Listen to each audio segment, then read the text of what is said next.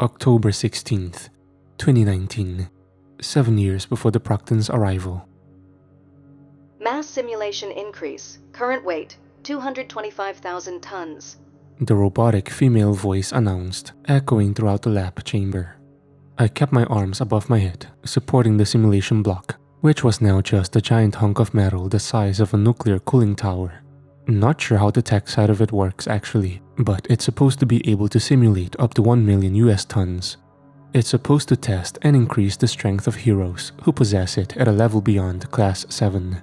I had never been super invested in finding the exact limits of my abilities, but my director had ordered that I participate in more regular testing. He wasn't pleased when I said it felt like it was a bit of a waste of taxpayer money. Speaking of, he approached me, giving me an intrigued glare through his glasses as he held a closed binder on his right side. "How do you feel?" "Pretty good. I think I'm getting stronger at a faster rate these last couple years." "You taking super steroids or something without telling me?" he asked sarcastically before looking over at the technicians operating the control panel on the mass simulator. "Give him a 20% increase," he ordered. They fiddled with some switches, keys, and other contraptions. Again, I'm far from being a tech expert. All I knew was that whatever they did worked, as the robotic woman's voice echoed throughout the lab once more. Mass simulation increase. Current weight, 270,000 tons. I stood, still supporting the weight above my head. In all honesty, I felt a difference, but nothing significant. It only took me a couple of seconds to adjust to the weight. My director simply called me a show-off and told me to go take my lunch break, which I was more than happy to take him up on. I felt like I was starving, or at least, that's what I told him, so that he'd let me out the door as soon as possible. But in all seriousness, I was pretty hungry. I decided to fly downtown to my favorite sandwich shop by the name of Darren's Subs. The owner, Darren Garland, who is a veteran, opened the place with his 2 sons several years back. He was a close friend of my father's, and as such, I did my best to check in on him as often as I could. Once I made it to the right street, I descended to the sidewalk. A few people recognized me here and there, but most just went on about their business. I turned, about to start walking the 50 feet of distance or so to the entrance of Darren's, but I came to a sudden stop as I saw an elderly woman drop her purse on the ground while hitting the pedestrian light button on the bottom of the streetlight pole. She struggled to bend over to pick it up. I could hear her knees cracking as she groaned in mild pain. She wasn't able to reach the purse before it was swiftly snatched up by a young woman in a gray hoodie who appeared to be no older than her mid-20s. "Hey!" cried out the elderly lady as the young woman attempted to disappear into the crowd on the sidewalk. Luckily, however, she was heading right in my direction, so I stood there, waiting for the opportune moment. It came when she was just about to pass me, and all I did was simply move my hand outward and grab onto the bottom of the purse, yanking it from her grasp. In a quick reflex, she turned and attempted to stab me with a pocket knife. The blade bent upon contact with my body, and I looked down at her, glaring in utter disappointment. "This doesn't belong to you," I declared, holding up the purse. "What the hell?" she asked, flabbergasted, staring at the deformed plate in disbelief. "I said the same thing in my head when I saw you trying to steal from a lady who can barely walk right. Get your act together," I snarled. "You're one of those super people, aren't you?" she asked with a rhetorical tone. "You don't have a single clue what it's like to fend for yourself. Save the lecture that's coming." "You're right, I don't. But I do know there are people you can talk to and places you can go to get help, not throwing your life away for petty cash." "And those places would be?" she remarked with a hint of sarcasm. "Look, stay here. I'll be right back. And before you try to run, don't. I'll hear you." I then walked over to the elderly woman whose purse she had snatched. Upon my arrival, she looked up, at first appearing angry and bitter. Rightfully so, by the way. But that quickly faded, and a smile appeared instead. "Thank you so much, young man," she blared out. "What has gotten into the youth nowadays? Never would have gotten away with such behavior in my day." "Wish I could tell you." I nodded, handing her back the purse after helping her to her feet. A rush of cars flew past us, and it appeared it would be a while before the next walk signal appeared. The woman's face was one of disappointment as she looked onto the busy street. "Oh gee, with this rush, I'm not sure if I'll make it over to the library in time to return my book. I don't want another late fee on my charge card," she grumbled, looking through her purse to see if there was anything missing inside it. "Well, ma'am," I spoke up. "With your permission, I could get you there a bit faster." "Are you saying what I think you're saying?" she inquired, squinting her eyes with a hint of friendly sarcasm. Before I could even form the words of my response, she slowly but surely held herself out, as if she was going to sit down in a car seat, all the while announcing, "Please do, I haven't been carried since my husband passed." I took her into my arms while reminding her to hold on tight to all her belongings. I slowly lifted off the ground, ascending a couple dozen feet into the air, well above the cars on the street waiting at the red light. She gasped with an excited cry of joy as we slowly passed over the road, casting a shadow on the vehicles below us. The entire ordeal only lasted several seconds, and it wasn't long before we were on the other side of the street, with her still in my arms. I slowly descended just in front of the door to the library. I was given several looks by the passing pedestrians, but no one stopped moving to observe. People with special abilities were definitely not the majority of the population, but they were seen and talked about enough to where a flying man wasn't much to gawk at. After my feet made contact with the sidewalk cement, I slowly adjusted myself and allowed the old woman to step onto the ground, standing close to ensure she didn't trip or fall. "Wow," she bellowed. "Thank you so much, young man. That was, I don't even know what I should say." "Anytime, ma'am. Have a great afternoon," I replied before turning and flying back to the other side of the street.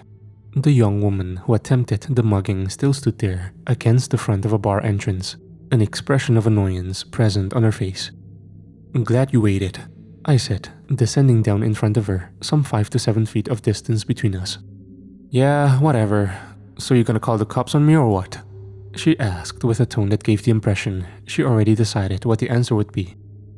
"No," I retorted. "Not if you come inside Darren's with me and grab a sandwich, and we have a little conversation." The woman raised an eyebrow, taking a step forward and crossing her arms. Suspicion was the main thing on her mind, I could tell. "What exactly are you trying to do here?" she asked. "Exactly what I just asked." She curled her lips inward, staring past my shoulder, then back at me. "Guess I won't turn down the free food," she muttered. Smart choice. We entered the shop. Darren himself wasn't working. Rather, it was one of the college kids he had hired to run things while he was away on vacation with his sons. I greeted him nonetheless and asked that he ensure to tell Darren I said hi upon his return to work. I ordered my usual ham and turkey with a few extra slices of both, some cheese and mayonnaise just to ensure it wasn't too dry. I was never too complex with my food. If it tastes good, then I'll eat it has always been my motto. She ended up ordering a meatball sub with extra sauce. I asked her if she wanted chips and a drink as well, to which she again shot me a look of skepticism, only to then give in and accept the offer when I told her that my boss is technically the one paying due to me using an expense card. After thanking the young man behind the counter, the woman and I grabbed the booth toward the back of the relatively empty shop. Only 2 other customers inside at the time. She immediately tore into her sandwich, devouring it like a tiger that hasn't eaten in days, which I guess may have likely been true in her case. "Never been a fan of meatball subs. Is it any good?" I asked just before biting into my own sandwich. One eye shot up toward me as she finished chewing her current bite. "So are you gonna tell me what this is about? The real reason you're doing this?" "Before I tell you that, I've got something that I want you to answer for me, and be honest, because I'll hear your heartbeat increase. If that old woman would have fought back or defended herself with force when you took her purse, would you have hurt her like you tried to hurt me?" She looked down, darting her eyes off to the side. Her heartbeat remained consistent, and we sat there in silence for a good several seconds. "I don't know," she declared. "Look, I've been mostly on the street for years now, and I don't have much of a choice." "I understand, but that woman did nothing to deserve what you were attempting. You can't hurt innocents just to ease the pain of your own situation." "I'm gonna take a wild guess and say you've never been homeless?" she asked with a challenging tone. "No, so I can't speak on your experience, but what I can say is that it might seem like no one cares, that no one wants to bat an eye your way. But believe me, there are people that care, people that want to help, but you have to be willing to reach out. I'm not saying your problems are gonna be solved overnight, not even close. Hell, it might not ever be fully rectified, but they can be made easier." Again, she didn't respond verbally, instead opting to bite into her sandwich while making eye contact. I took out my business card and put it on the table next to the unfolded wrapping of her sandwich. Never told me your name, by the way. I paused it. What's yours? 'Cause I know it isn't actually rubble. Victor. And you? Lisa. Well, Lisa, I have to get back to work, or my boss isn't gonna be very happy with me. Keep a hold of my car if you'd like. Don't do foolish stuff like that again. And if you ever need help or run into any issues, just give me a call. There's also a number on the back for Rita North. She can help you find a place to stay for a few nights every month and direct you to some hot meals a couple of times a week. The library across the street will help you use the phone, if you're up for it. I'll meet back up with you here in a couple of weeks and check on how you're doing. But you better not be hurting innocent people while I'm gone. Trust me, a potential lifetime in prison isn't worth the $50 or $60 in a wallet or purse, so stay out of trouble. Fair enough, she nodded. Thank you. And with that, I said my final goodbye, exited the bar, and took off into the sky. Present day. The Procton hung onto my back as I soared across the sky, weaving and bobbing through the gaps of skyscrapers and other various buildings. In the time that I'd been gone, the hotel we were staying at clearly had fallen under attack, and I knew Victor had retreated with the family. Finding them was my top priority. I simply followed the path of destruction, thrown around cars, torn up pavement, collapsed sections of walls of nearby buildings. One building that had its upper half or so entirely collapsed onto the road below, along with dead Proctons strewn about as well. Are you aware of your companions' locations? Asked the Procton on my back. His voice turned somewhat weak.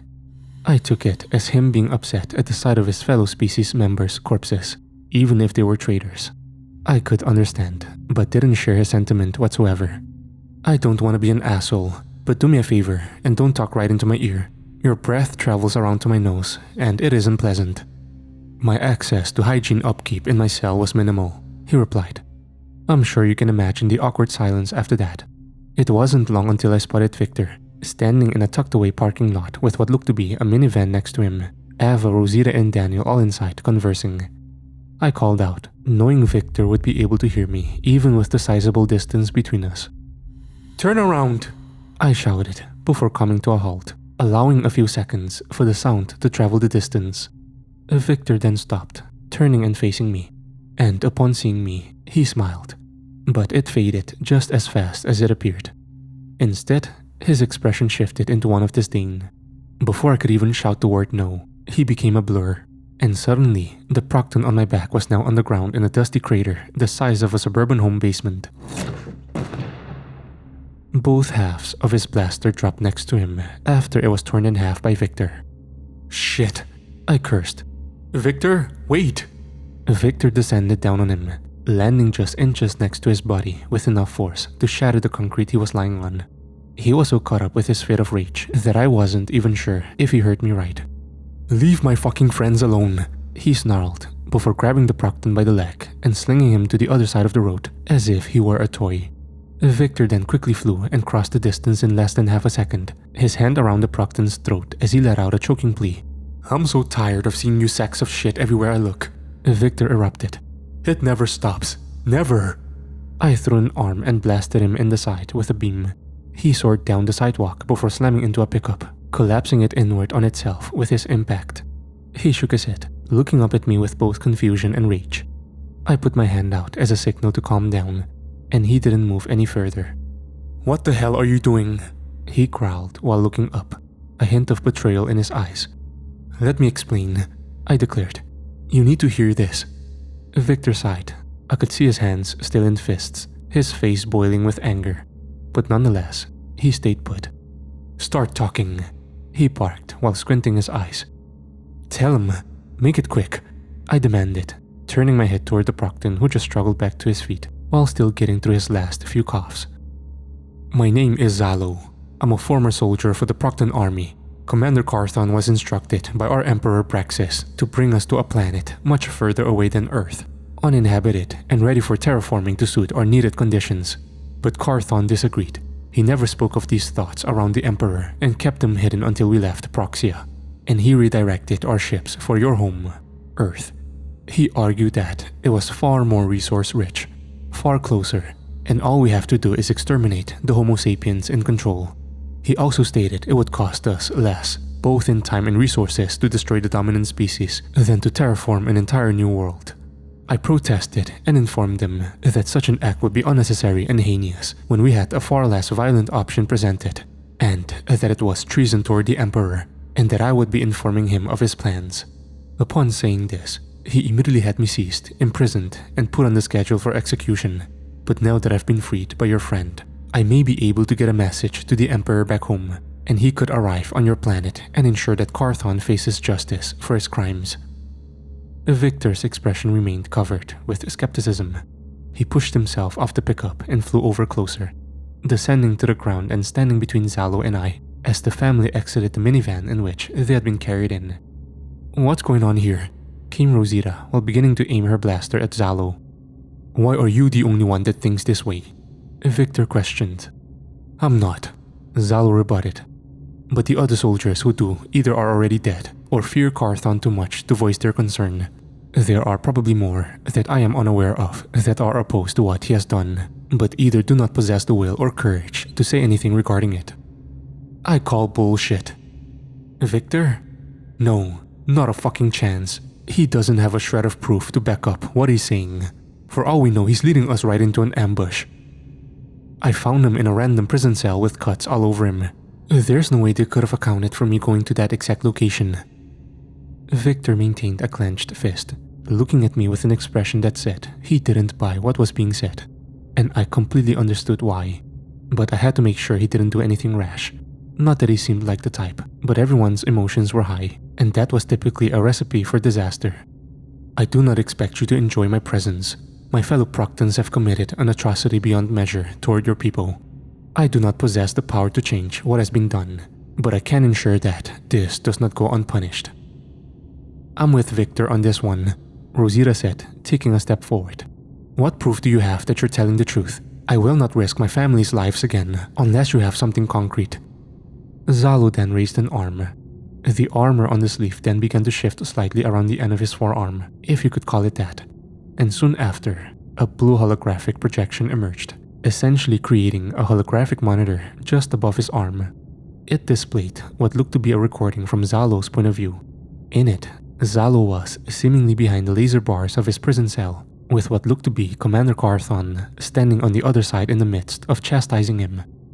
"How are we seeing this exactly?" Daniel chimed in. "It's a scan of my neuron patterns from within my brain. There is a device in my skull that will record and reconstruct what I perceived in the last several days. It's how my kind ensures productivity and accuracy for those of us that work." "That's so cool, even if it comes from one of you mean aliens," Ava chimed in.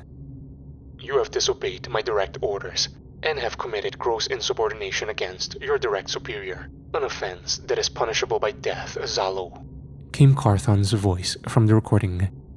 "Not when the orders are to help carry out genocide. You disobeyed the orders of Emperor Praxis. Earth was never our destination, and you know that. You're a fool and a hypocrite." Zalo fired back, his answer clearly simmering in his throat for some time. "Praxis is the fool. He is allowing our world to die. The death toll is already a quarter of the population of this planet. My family has already perished. They're all gone, and more Procton families will continue to die unless we find a solution quickly. This is the way.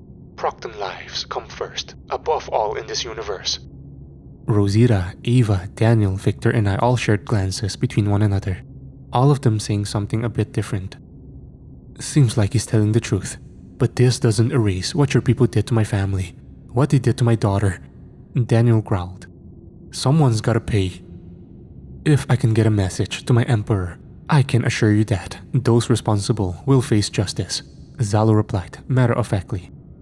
"If you're lying," Victor began, taking 2 steps towards Zalo, now only about a foot of space separating them. "I will bury you under 1,000 tons of rock. If you give me what I need to succeed in this mission, you have my word that I will not fail you. All of you. How do we get this message to your Emperor?" By now, Carthon is well aware that I've escaped from my cell and will be searching for me. Every outpost nearby will be locked down and heavily guarded, so we'll have to go to one far away. How far exactly? Victor asked. One in the cold region your people call Antarctica, a total distance of 9,500 of your Earth miles from here. The couple of seconds of silence were interrupted as fast as they emerged by me turning over to Victor, both of us sharing a look of mutual understanding. You could get us there in minutes, I declared. But flying them at that speed would kill them, Victor said, nodding towards the family's direction. So I'd have to go alone. We need someone here to protect them. We should find another way, said Rosita. Splitting up has already gotten us into enough trouble as it is. I'll go, Victor declared. But you're coming with me as insurance. He followed up, pointing at Zalo, in case it's some sort of trap. Are you sure? I stepped in. Like Rosita said, we've already been splitting up too much. Well, what other choice do we really have? Daniel spoke up. I can go with you two to help, Ava added. Absolutely not. Both her parents barked forcefully. Victor's eyes went to the floor. It would be an understatement to say that he was hesitant. But then he sighed, glancing at everyone except Zalo, as if getting our approval. The situation wasn't ideal, but there wasn't any other obvious options for the time being. Tell me exactly what I should be expecting.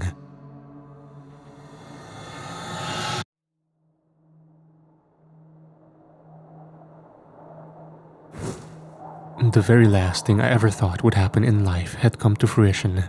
A Procton riding on my back as I soared through the sky above Antarctica. The suit protected him from being vaporized at the speed I flew to get here from Manhattan in just under a few minutes. He grabbed a new blaster as well as a functioning helmet from the corpse of another Procton to ensure he didn't succumb to the elements. Although it wasn't an issue for me, Zalo had said that the climate scanner on his suit put the current temperature in the area as minus 30 degrees Fahrenheit, and that wasn't including wind chill. As for Zalo, Procton suits apparently possess internal heating devices in order to keep the wearer warm, as Proctons didn't do much better than normal humans when it came to the cold or heat for that matter. We're almost there, Zalo declared through his helmet. It's just up ahead. I dodged several large icebergs while flying, weaving between them or just simply going over them. I hadn't seen the Antarctic Ocean in person in years, and it was a beautiful, surreal sight. And despite the context as to why I was here, I enjoyed myself. We came upon a large iced-over land mass less than a mile away, and I could make out the side of a massive, gray-colored rectangular structure protruding from the mountain on said landmass. It had to be the outpost Zalo was talking about. Wanna tell me again why your people thought making a base out here was a good idea? I inquired, just as I dashed to the right to avoid an iceberg protruding from the water. Less likely to encounter conflict with any remaining human survivors, it's mostly left unguarded. I then came to a sudden and hard stop, unintentionally throwing Zalo off of me. He began to plummet down toward the water, yelling out for help as he flailed around in the air.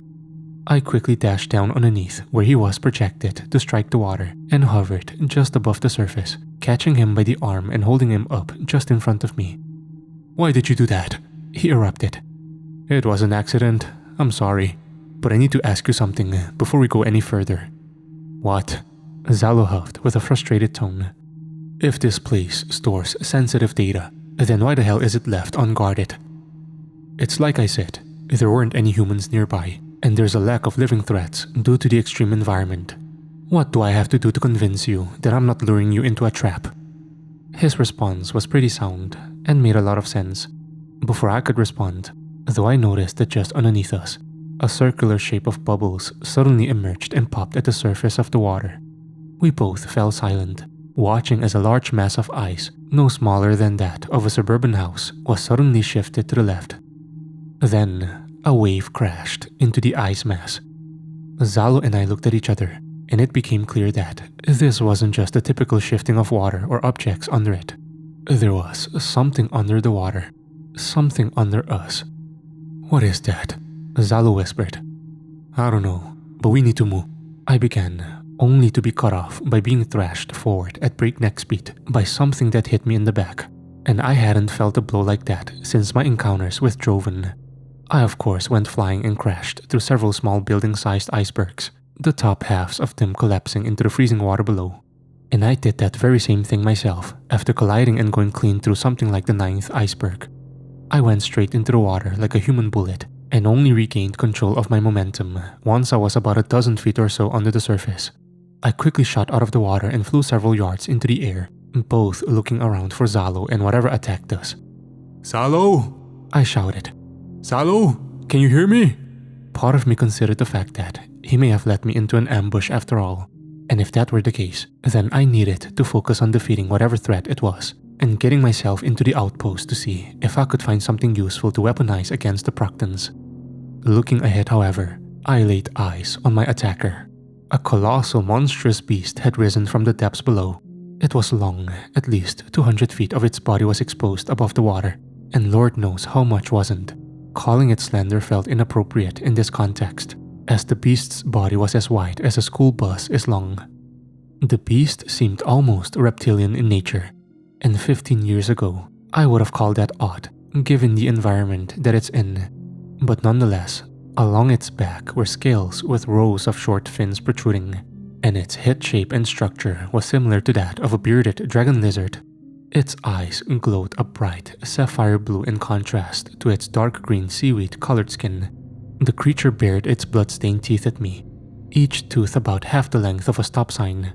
On either side of the beast, protruding some few dozen feet above the surface of the water, were long scaly tentacle-like appendages with small spikes on them.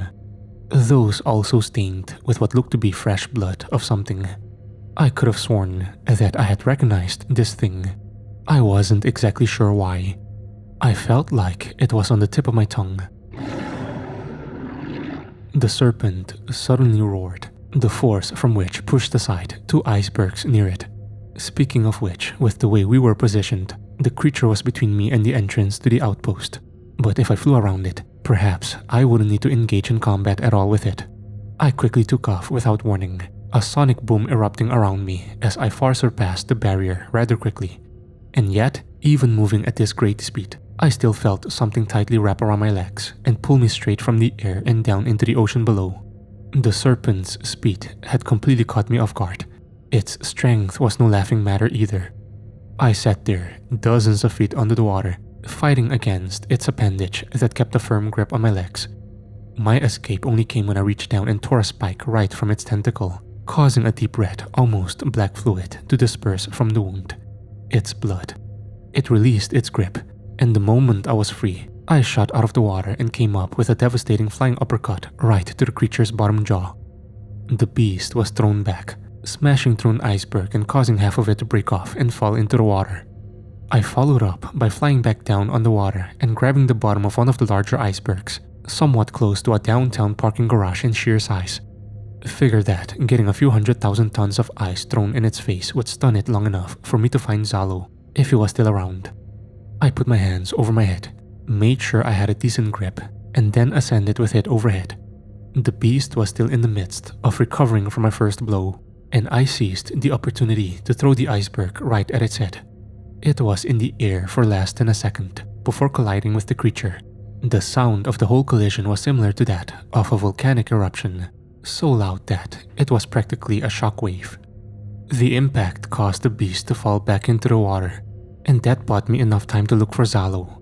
I called out his name, scanning in every direction, trying to listen out for him, and his lack of response made me start to really regret coming out here, because I thought about if this did turn out to be some sort of elaborately planned ambush, then who knows what was happening to Sindris and the family back in Manhattan. And just as I was about to consider the possibility that he truly did betray us after all, I watched as he climbed out of the water and grabbed onto an iceberg, using the enhanced strength endowed upon him by the suit to pull himself up and throw himself onto the top of the iceberg using just his arms. He scanned the area around them before we locked eyes, and he shouted out to me, "Victor, I lost my blaster." I prepared to fly forward to see if I could spot it myself, only to once again be suddenly grabbed by the creature's appendage and slammed through the iceberg right below me like I was being used to hammer in a nail. The impact split the iceberg into 2 smaller chunks, and the creature held onto me. I reached down around my waist and groaned as I pulled its limb off of me, tearing some of its flesh away in the process. The monster roared in agony. I flew right at its face at a speed beyond supersonic, and the sonic boom combined with the sound of me giving it a nasty right hook to its jaw was enough to shake some of the icebergs around us. The force of my blow knocked the creature several yards to the side. It snarled, attempted to lunge forward and bite me, and almost succeeded, until I stood at the bottom of its mouth, its horrible breath threatening to burn my nostrils to a crisp as I put both my hands up to hold its upper jaw from closing down on me. Along with its strength, the creature was also quite durable. I have fought beasts even larger that weren't as tough or powerful as this thing. In fact, I can only remember one kaiju around this size that gave me such trouble in the past. I quickly flew backward, just barely making it out of the beast's mouth before it closed its jaw. The distance between us was small, as I hovered in the air at eye level with it as it stared me down, squinting its car tire-sized eyes. Your strength, he said, his voice a powerful booming shockwave. Your flight, your costume, you're the one. He then lunged forward at me, his mouth open and ready to clamp down. I quickly flew to the left to dodge the incoming attack, and then circled back to throw a punch, striking the kaiju right in his bottom jaw and knocking out one of his massive teeth. It fell into an iceberg below, embedding right into it and standing upright as a stream of blood ran down it and seeped into the iceberg below. What are you talking about? You're the one who killed my brother. The kaiju bellowed, the mere force of his voice blowing me back several feet. But once I registered what it was he said, it all made sense why I recognized the biology of this particular creature. Some years ago, I had fought a massive sea beast near the east coast that was threatening to sink it and end thousands upon thousands of lives. It was intelligent, well-spoken, and understandably angry about human pollution of the ocean. I had even tried to reason with it, or him, but he wasn't willing to listen, and we battled. I won, but just barely, and was hospitalized for a night after the fight due to the injuries I suffered. I ended up having to kill the creature, otherwise there would have been mass casualties. There were already a few dozen by the time I had shown up. According to this kaiju, that was his sibling, and he was now angry for what I had done to his brother, and I understood his grief, but the fate of my entire species was resting on what was inside that outpost. Even if I just flew past him and entered the base, he'd likely smash it apart while I was inside, potentially destroying whatever devices were in there that Salo would need to access to get the message to his emperor back home. I didn't take any pleasure in killing your brother, I told the serpent. He was threatening countless lives of both my species and others, and I tried to reason with him. I did. I understand that you're angry and still grieving, but I'm not here to hurt you, and the fate of my people is dependent upon what's inside that hunk of metal over there, I said, pointing to the base. The kaiju didn't even look in that direction. He maintained his focus on me. Your species doesn't deserve a second chance, he roared before lunging at me, once again at surprising speed. He slammed his face into me nose first, and I went back, smashing and crashing through a few more icebergs. I stopped once, slamming back first into a fourth, and I pushed myself off, turning while hovering, grabbed onto it like someone about to swing something on a rope, and slung it right at the kaiju. The iceberg split apart upon making contact with his face, causing him to snarl in frustration as he stumbled back, his nose now pointed to the sky. I flew forward and up, delivering both a left and right hook, each of which created a sonic boom from the speed at which I swung my fists. The serpent tried to reach up with one of its spiked appendages and grab me from below, but I was prepared, and as soon as it reached my legs, I quickly descended, grabbed it some several feet below the very end of it, and tore it off.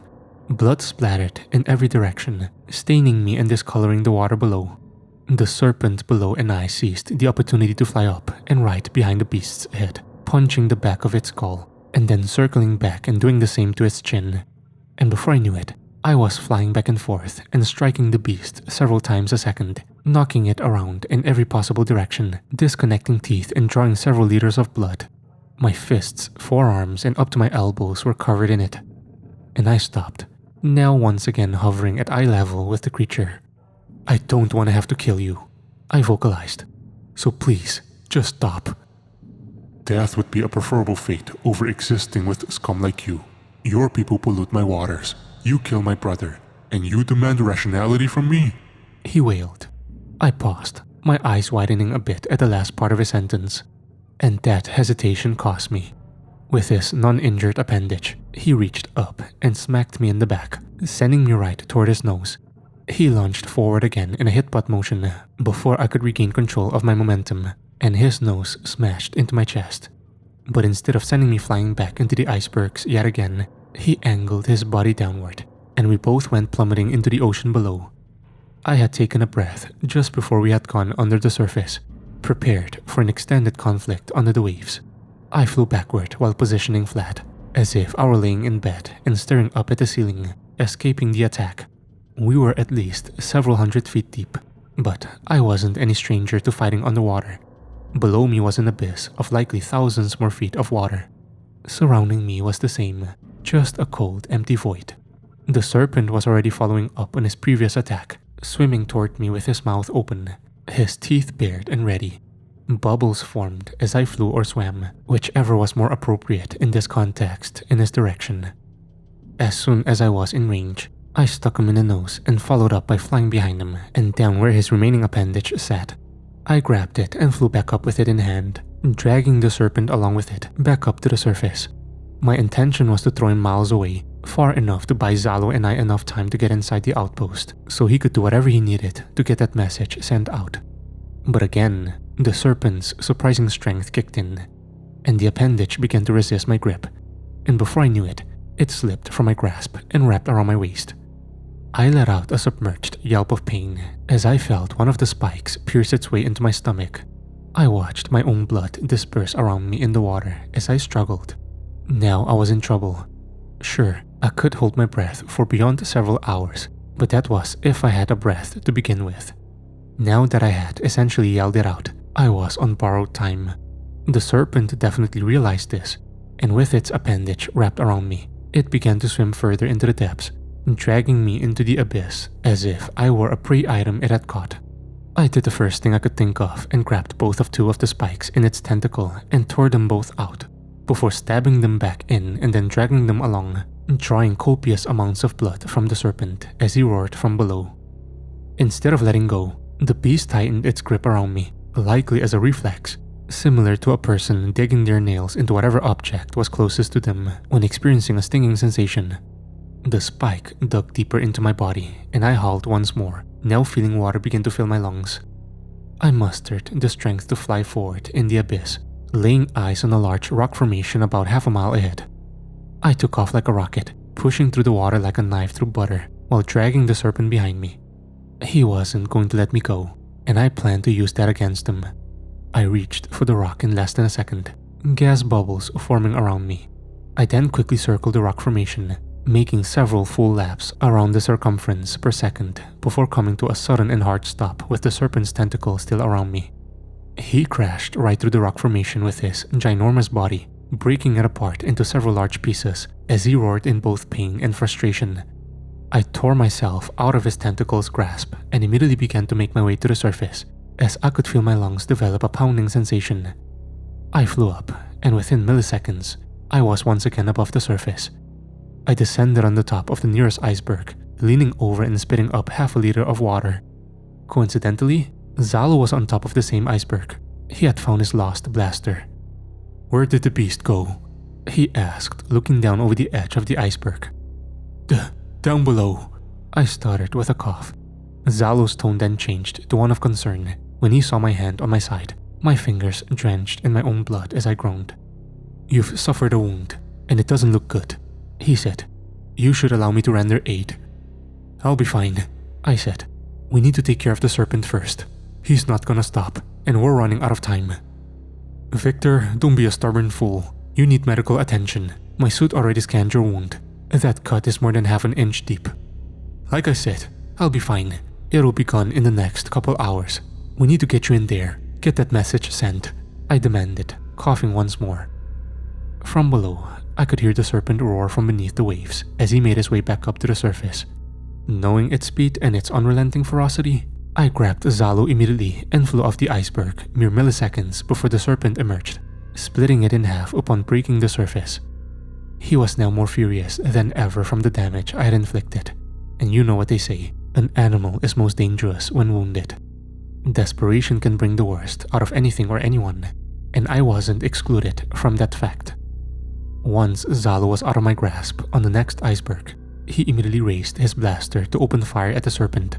But our opponent's intelligence was on full display when just before Zalo fired off the shot, he whipped what remained of one of his appendages and smacked the bottom of the iceberg, throwing us both off balance and knocking the blaster out of Zalo's grasp. "If he can stab me," I groaned, "that probably isn't gonna hurt him much." "Well, what's our other option?" Zalo inquired. I turned my head, both of us locking eyes, and there was an unexpected expression of mutual understanding. "If you must," came Zalo. I pushed off of the iceberg and flew up to the head of the serpent, our eyes meeting. A look of confusion immediately sprang onto his face as I hovered there, doing nothing. Finally come to accept your well-deserved fate, I see. He snarled. "No, I'm here to tell you that while I cannot change what my people did to your environment, I can only say that when my people's numbers are replenished, I will do everything in my power to make sure they don't repeat their mistakes. And I'm sorry for what I did to your brother, but he was threatening lives, a lot of lives.